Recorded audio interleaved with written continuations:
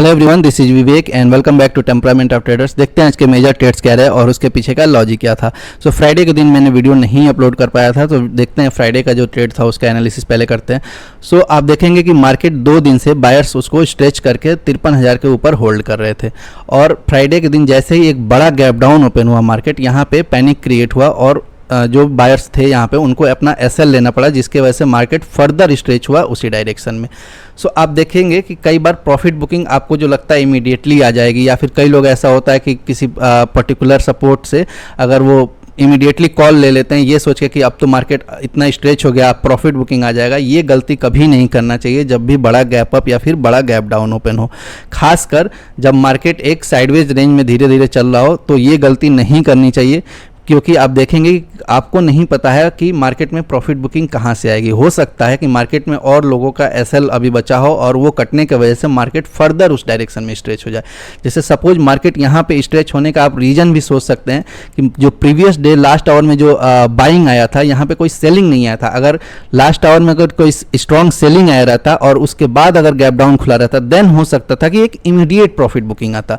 But आप देखेंगे कि लास्ट 2-3 आवर में यहाँ पे बाइंग ही आया था जैसे ये सपोर्ट क्रिएट हुआ था। उसके वजह से जो भी बायर्स थे पहले वो अपना एसएल लिए, उसके वजह से मार्केट फर्दर स्ट्रेच हुआ। उसके बाद जैसे ही एक सपोर्ट क्रिएट हुआ मार्केट में, देन यहां से आप बोल सकते हैं कुछ प्रॉफिट बुकिंग आया था या फिर बायर्स थोड़ा मार्केट को पुश करके टुवर्ड्स रेजिस्टेंस ले गए थे। सो यहाँ पे मार्केट के अलोंग डायरेक्शन में मैंने भी कुछ स्कैल्पिंग किए थे। यहाँ पे मैं कभी भी अपना रेगुलर साइज से यहाँ पे ट्रेड नहीं करता हूँ, क्योंकि जब भी कोई बड़ा गैप अप या फिर बड़ा गैप डाउन हो जाए तो हमें ये नहीं पता रहता है कि शार्प रिवर्सल्स कहाँ से आ सकता है। हो सकता है प्रॉफिट बुकिंग की वजह से शार्प रिवर्सल भी फेस करने पड़ते हैं कई बार।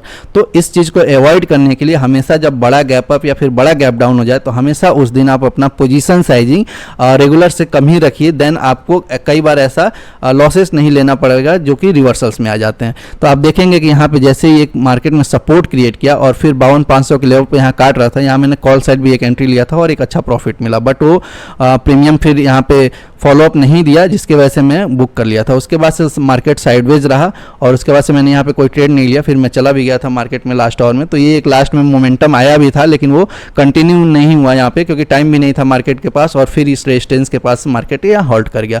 और फ्राइडे के दिन को देखेंगे कि जो इंपॉर्टेंट सपोर्ट क्रिएट किया था मार्केट वो था 52,300 और जो इंपॉर्टेंट रेजिस्टेंस एक क्रिएट किया था वो है 52,700 का लेवल। आज मार्केट एग्जैक्टली उसी रेंज में ट्रेवल करता रहा, बट वोलेटिलिटी आज काफ़ी ज़्यादा थी। आप देखेंगे कि बड़े कैंडल्स तो बन रहे थे बट उसके फॉलोअप्स नहीं आ रहे थे। यहाँ पे पहले बड़ा एक रेड कैंडल बना, उसका फॉलोअप नहीं हुआ, तुरंत शार्प रिवर्सल आया बाइंग में और फिर वो बाइंग भी सस्टेन नहीं हुआ, फिर से सेलिंग आया, फिर बाइंग देखेंगे, फिर सेलिंग आया। तो ऐसे दिन ऑप्शन बायर्स को काफ़ी डिफिकल्ट होता है और जैसे ऐसे दिन हम बोलते हैं कि अवॉइड करना चाहिए ट्रेड करना ऑप्शन बायर को, या फिर अगर कर भी रहे हैं तो छोटे क्वांटिटी में क्विक प्रॉफिट बुक कर सकते हैं अगर आपको ये पता चले कि मार्केट बार बार ऐसा रिवर्सल पैटर्न दिखा रहा है। सपोज जैसे मैंने यहाँ पे पहला जो ट्रेड लिया था, देखेंगे कि मैंने एंट्री तो बनाई थी, एक अच्छा प्रॉफिट भी दिख रहा था, बट वो मैंने पार्शियली धीरे धीरे करके बुक कर दिया क्योंकि मोमेंटम ब्रेक हो रहे थे, उसके वजह से मैं धीरे धीरे बुक करता रह गया। तो कई बार ऐसा होता है कि मोमेंटम ट्रेड्स में खासकर आप हमेशा एक रिजिड रूल से नहीं जा सकते कि मैं एक पर्टिकुलर पॉइंट पे एंट्री लूंगा और एक पर्टिकुलर पॉइंट पे एग्जिट लूंगा। मोमेंटम ट्रेड्स में आपको हो सकता है एडजस्टमेंट करना पड़े अपने पोजीशन में, या फिर सब्ट्रैक्ट एडिशन करना पड़ता है कई बार मार्केट के अकॉर्डिंग। कई बार ऐसा होता है कि आपको इतना कंफर्मेशन नहीं रहता, जिसके वजह से आप हाफ क्वांटिटी डालते हो, फिर जब मार्केट सस्टेन होने लगता है फिर आप हाफ ऐड करते हो। लेकिन कई बार एग्जैक्टली अपोजिट होता है, जैसे ही देखते हो कि आप कुछ क्वांटिटी डाले हुए मार्केट में और फिर मोमेंटम कैरी नहीं हो रहा है, देन आपको पार्शियल अमाउंट बुक करना पड़ता है, ये सोच के कि मेरा पूरा प्रॉफिट नहीं रोड हो या फिर यहाँ से रिवर्सल भी आए तो मुझे ज़्यादा लॉसेस ना हो। तो इसके वजह से कई बार आप एडजस्टमेंट करते हो। ये एडजस्टमेंट आप धीरे धीरे टाइम के साथ सीखते जाएंगे, बट पहले आपको मोमेंटम्स में धीरे धीरे एंट्री बनाना सीखना होगा और धीरे धीरे जब वो सीखते जाएंगे तो एडजस्टमेंट भी सीखेंगे। लेकिन एक चीज़ हमेशा मैं ये चीज़ बोलता हूँ, आज फिर बोल रहा हूँ कि मोमेंटम ट्रेड्स में आप जब भी ट्राई कर रहे हो, देन अपने रेगुलर साइज से कभी मत ट्राई करो, क्योंकि अगर रिवर्सल्स आते हैं लॉसेस होंगे तो वो क्विक लॉसेस होगा और हो सकता है आपको फ्रस्ट्रेट कर दे या फिर आपका माइंडसेट खराब कर दे। तो इसीलिए आप अपना जो पोजीशन साइजिंग है इनिशियली हमेशा 1/3 या फिर 1/4 से मोमेंटम कैच करने का कोशिश करिए। लेकिन एक बार आप वो ट्रेड करते रहेंगे तो over the period of time आप एक्सपीरियंस इनफ हो जाएंगे सीखेंगे कि कैसे उस पोजीशन को एडजस्ट करना है। सपोज फिर पुट साइड भी ऐसे ही बना था और उसके बाद से आप देखेंगे कि पुट साइड भी मैंने लिया था, लेकिन मोमेंटम ब्रेक होने की वजह से वो भी मैंने एग्जिट कर दिया था। तो ऐसे अगर आपका पूरा प्रॉफिट भी नहीं जा रहा है और अगर मार्केट स्ट्रेच भी होता तो कुछ आपका डायरेक्शन में कुछ पोजीशन आप रखे हैं जिसके वजह से आपको प्रॉफिट मिलेगा। तो कुछ एडजस्टमेंट ऐसे करने पड़ेंगे जैसे मोमेंटम ब्रेक होने लगते हैं। अगर मोमेंटम सस्टेन होता है देन हमें ये चीज़ करने की ज़रूरत नहीं पड़ती है और हो सकता है कि हमें एक जो क्वांटिटी डाले हैं उससे एक अच्छा प्रॉफिट कैच करने को मिले। लेकिन डेली ऐसा नहीं होगा, हर बार ऐसा नहीं होगा। जैसे आज के दिन काफ़ी डिफिकल्ट था ऑप्शन बाइंग में ये प्रेडिक्ट कर पाना कि कहाँ मैं एंट्री लूँ और कहाँ एग्जिट लूँ। सो ऐसा 2-3 बार हुआ। एक बार देखेंगे कि लॉसेस भी हुआ उस चक्कर में, और देखिए यहाँ पे 600 क्वांटिटी मैंने एंट्री लिया था और एक अच्छा लॉस हुआ था। तो उसके बाद से फिर एक प्रॉफिट आया, लेकिन उस कोई भी मोमेंटम ऐसा नहीं था जो सस्टेन हो रहा था, जिसके वजह से बार बार वो चीज़ बुक करना पड़ रहा था। तो यहाँ पे जब प्रॉफिट हो गया था मैंने भी उसके बाद से ट्रेडिंग बंद किया यहाँ पे, क्योंकि यहाँ के बाद से समझ ही में नहीं आ रहा था कि एंट्री कहाँ पे लेना है।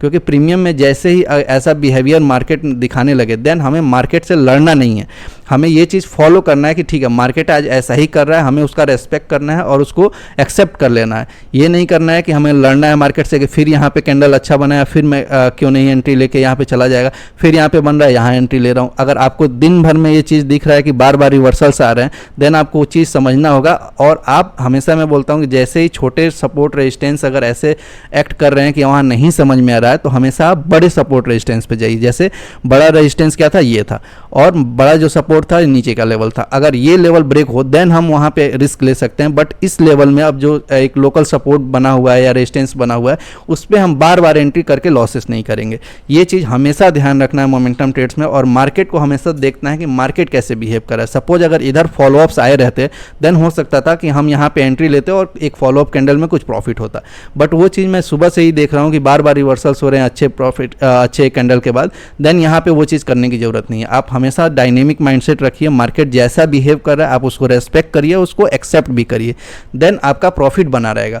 और धीरे धीरे ये चीज़ एडजस्टमेंट आप सीखते जाएंगे। एक चीज़ आप समझ लीजिए कि मार्केट में कुछ सीखेंगे तभी आपको कुछ मिलेगा। आप ये सोच रहे हैं कि ये कोई फिक्स रूल से हम चल के बाइंग में पैसा बना लें तो वो काफ़ी मुश्किल है।